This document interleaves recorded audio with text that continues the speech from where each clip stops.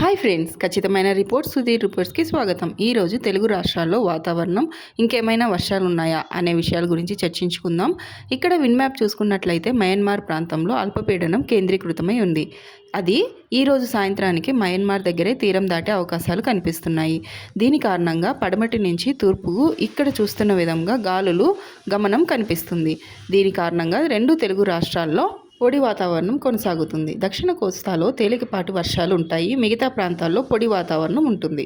ఇక్కడ satellite picture చూసుకున్నట్లయితే Myanmar తీరంలో అల్పపీడన ప్రాంతం కేంద్రీకృతమై ఉన్నది.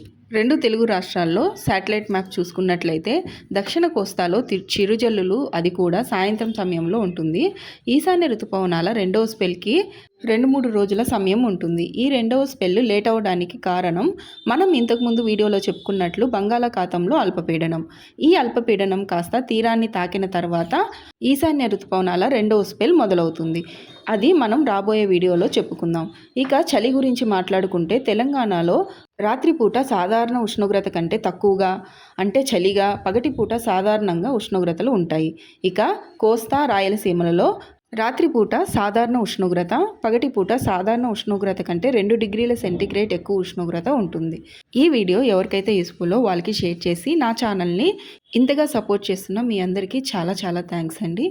అలాగే చాలామంది సబ్స్క్రైబ్ చేసుకోకుండా చూస్తున్నారు. వాళ్ళు ప్లీజ్ వెళ్ళి నా ఛానల్ని సబ్స్క్రైబ్ చేసుకోండి. Thank you.